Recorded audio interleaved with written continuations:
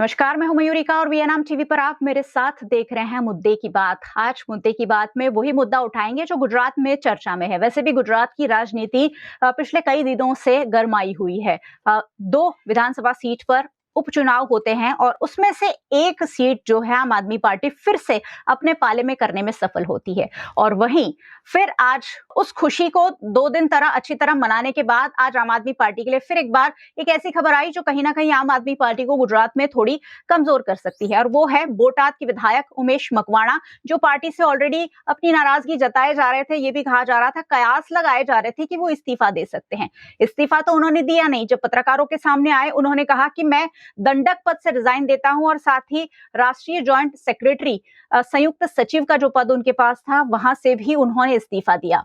आम आदमी पार्टी ने उन्हें 5 साल के लिए सस्पेंड कर दिया।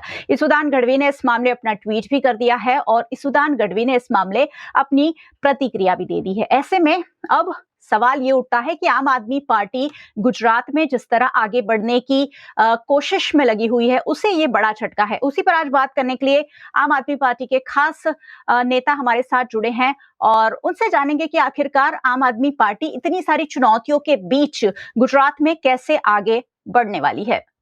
मेरे साथ आम आदमी पार्टी के राजू भाई कपराड़ा है, जो काफी अच्छे और जाने माने नेता है और अपने भाषणों के लिए पिछले कई दिनों से चर्चा में है। सर, बहुत बहुत स्वागत है वीएनएम टीवी पर आपका। Thank you. सर, आम आदमी पार्टी को एक छोटा सा झटका, बड़ा झटका मैं नहीं कहूंगी क्योंकि वो इस्तीफा दे उससे पहले आम आदमी पार्टी ने उन्हें निलंबित कर दिया है। क्या कहेंगे इस समूचे मामले में?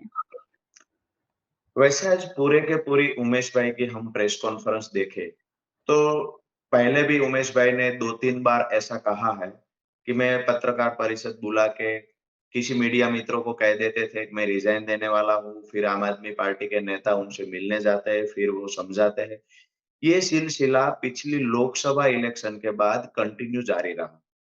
महत्तम बात ये है जो आम आदमी पार्टी को खुच रही थी कि बोटाद असेंबली में से जहां से उमेश भाई को चुना गया था आम आदमी पार्टी के मैंडेट से, जी। आम आदमी पार्टी को झाड़ू को वोट देके बोटाद के लोगों ने उमेश भाई को विधायक बनाया।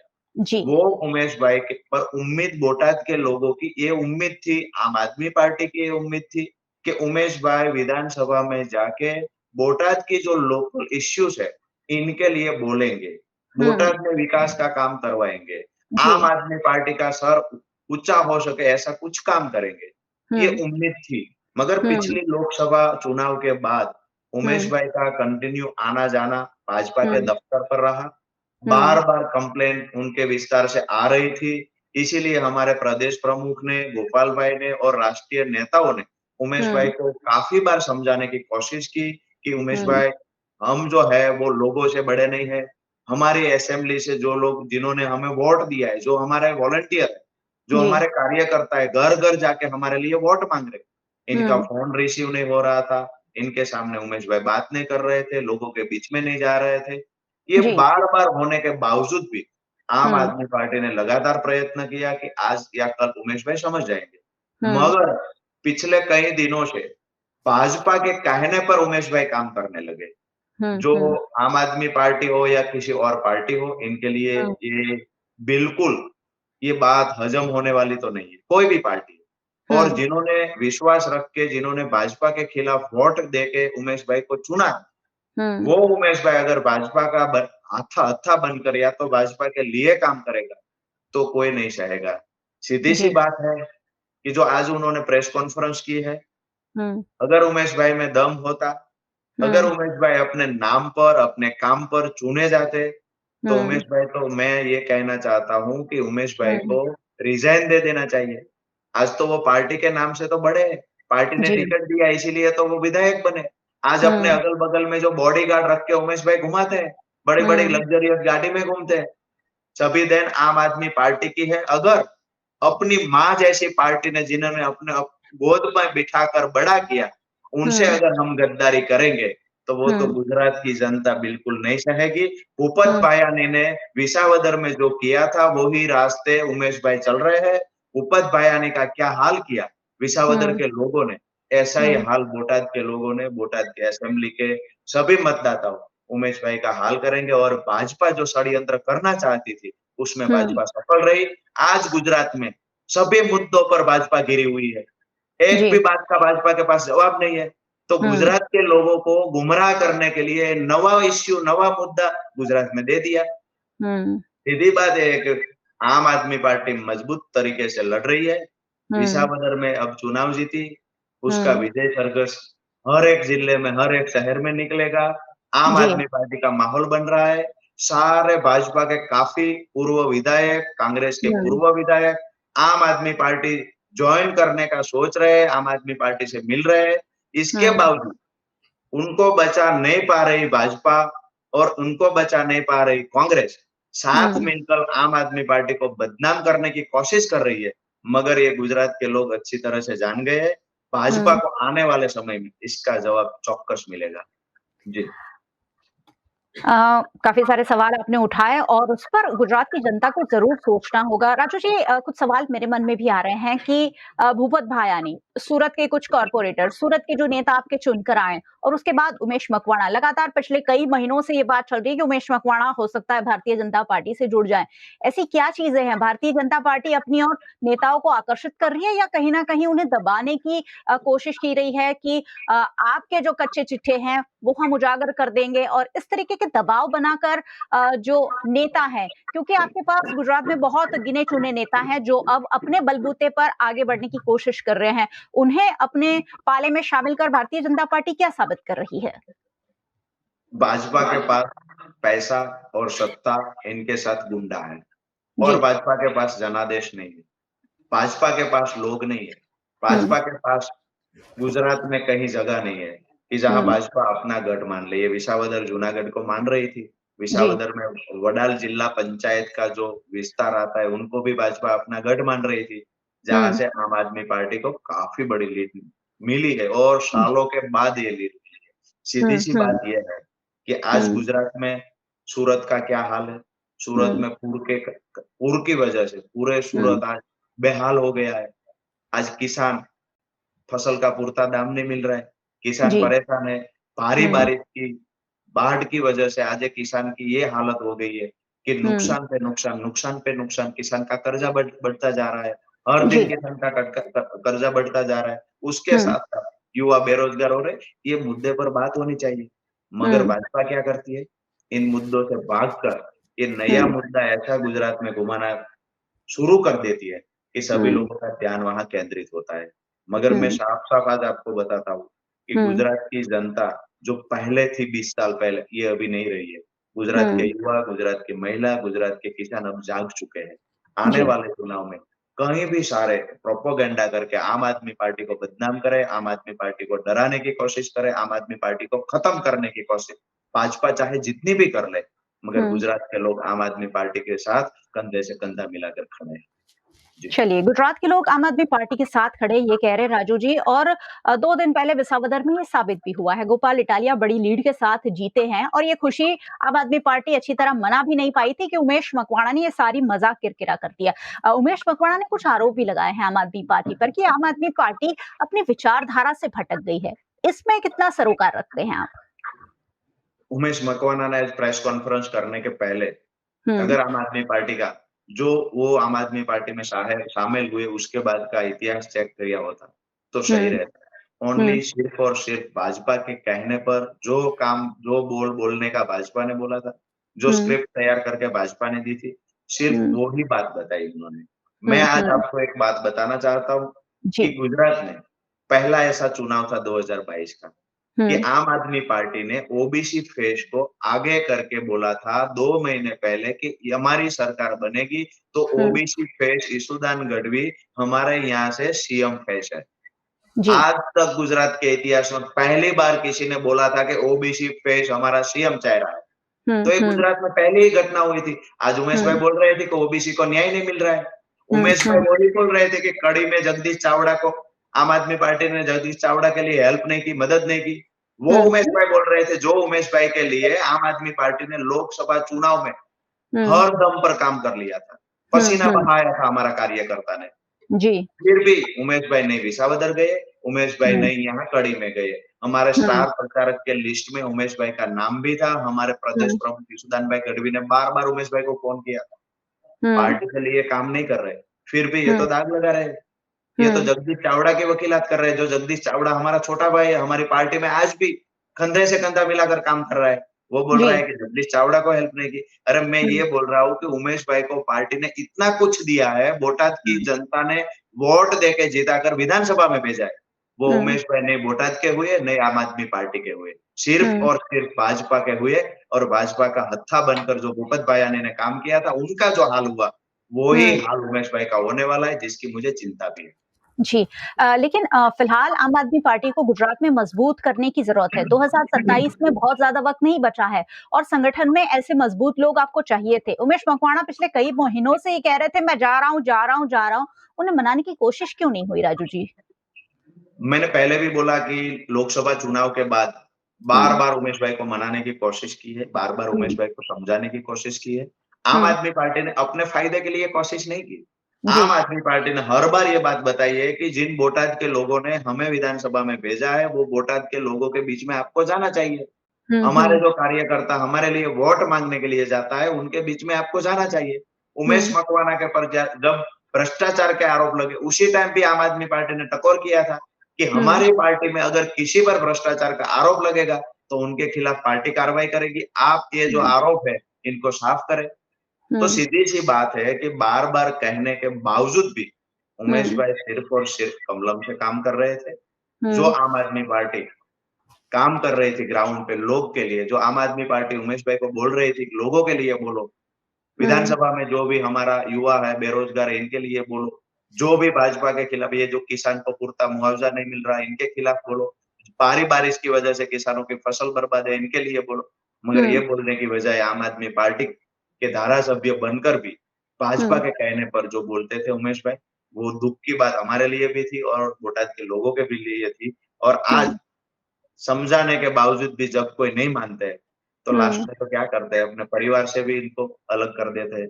आज हुँ, हम भी दुखी हैं कि हमारे हुँ, परिवार का एक सदस्य आज भाजपा का हत्था बनकर भाजपा का हुँ, जो षड्यंत्र था, उसमें हुँ, हमारा एक परिवार का सभ्य खत्म हो गया। दुःख है हमें भी। हुँ। राजू जी, उनके ही पीए अजय भाई ने आरोप लगाए हैं कि वित्तीय धांधली भी की है उमेश भाई ने। इस बात में कितनी सच्चाई मानते हैं आप? ये सिर्फ अजय भाई का आरोप नहीं है, ऐसे तो 8-10 लोग हैं, पार्टी बदनाम ना हो इसीलिए नहीं बोल रहे थे, आज तक चुप थे। मगर हुँ, फाइनली कल से ये भी बोलने लगेंगे। क्योंकि हुँ, पार्टी की इज्जत ना जाए इसीलिए आम आदमी पार्टी के विधायक थे उमेश भाई, इसलिए जी, कोई नहीं बोल रहे थे। काफ़ी सारे लोग हैं, हुँ, जिनका लोकसभा में भी उमेश भाई के कहने पर जिन्होंने खर्च किया था, जिन्होंने हुँ, पैसा दिया था, इन लोगों हुँ, का पैसा उमेश भाई ने वापस नहीं किया। कई लोग हैं जिनको पगार सैलरी नहीं दी, कई गाड़ी वाले हैं जिनको गाड़ी का भाड़ा भी नहीं दिया है, कई घर हुँ, वाले हैं जिनको रेंट ये सब बातें तो ठीक है। हुँ, अपनी बात है मगर जो भी कार्यकर्ता उनके साथ थे, वो हुँ, पार्टी के साथ थे, उमेश मकवाना के साथ नहीं थे। फिर हुँ, भी उनके साथ गद्दारी उमेश भाई ने की है। तो पार्टी के लिए आज तक वो चुप थे। मुझे हुँ, लग रहा है कि आने वाले दिन में वो भी बाहर आके बोलेंगे और उमेश भाई जो भाजपा का काम कर रहे हैं, हुँ, शर्मिंदा के साथ आज मैं कह रहा हूँ, वो उमेश भाई के लिए मैं भी प्रचार में गया था लोकसभा में। उमेश भाई जी, को जिताने के लिए हमने ज़मीन हुँ, आसमान एक कर दिए थे, पसीना बहाया था। हुँ, आज उन्होंने गद्दारी की हमसे। गुजरात की जनता कभी माफ़ नहीं करेगी और दूसरी महत्तम जो अहम बात है वो मैं आपको बता दूँ कि जी, गोपाल भाई इटालिया जो हुँ, विसावदर से जीते हैं, हुँ, पूरे गुजरात में इनका माहौल बन चुका है। आने वाले समय में आम आदमी पार्टी मजबूताई से तमाम महानगर में जाके हुँ, जबरदस्त रैलियाँ भी करेगी। गाँव हुँ, गाँव-गाँव तक जाके हमारा संगठन हम मजबूत करेंगे। जो ये हुँ, लोकल बॉडी का चुनाव आ रहा है 6 महीने के बाद, उनकी हुँ, तैयारी में आम आदमी पार्टी लग जाएगी और हुँ, मजबूताई से परिणाम तक आम आदमी पार्टी पहुँचेगी और हुँ, लास्ट में जो 2027 का चुनाव है, मैं जी, आपको साफ बता देता हूँ कि आम आदमी पार्टी जीतेगी और हुँ, जीतने के लिए जो भी करना पड़ेगा, आम आदमी पार्टी बंधारण में रहकर लोकशाही दबोचे चुनाव हुँ, लड़ेगी और जीतेगी। हुँ। सर गुजरात में तीसरा मोर्चा बहुत ज़्यादा सफल नहीं हो पाता है। अब तो कहीं न कहीं कांग्रेस का भी सफाया होता जा रहा है। ऐसे में अगर आम आदमी पार्टी गुजरात में अपनी जगह बनाने की कोशिश कर रही है, तो सदस्यों की का जो चयन होगा, जो लोगों को आप जोड़ेंगे उसमें शायद बहुत ज़्यादा ध्यान रखना होगा क्योंकि उमेश मकवाणा जैसे लोग, भूपत भयाणी जैसे लोग, जो आम आदमी पार्टी से चुनकर तो आते हैं, आम आदमी पार्टी के सिंबल पर वोट तो पाते हैं, लेकिन फिर पैसा लेके अगर भारतीय जनता पार्टी के साथ चले जाते हैं, तो ये इज्जत खराब उमेश मकवाणा की नहीं होती है, भूपत भयाणी की नहीं होती है, आम आदमी पार्टी की होती है। अरविंद केजरीवाल को अगर आकर बोलना पड़ता है कि गोपाल इटालिया को खरीद कर दिखाइए, यानी आम आदमी पार्टी के नेता बिक रहे हैं, तो भारतीय जनता पार्टी वाले खरीद रहे हैं। इसके लिए आने वाले सालों में क्या होगा?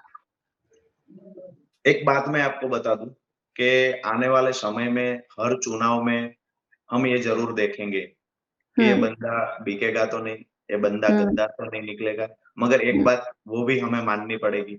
आज हुँ, वृद्धाश्रम में जो अपना बेटा जिनको माँ-बाप ने पाल-पोस कर मोटा किया है, बड़ा किया है, हुँ, वो बेटा हुँ, भी अपने माँ-बाप को वृद्धाश्रम में भेज देता है।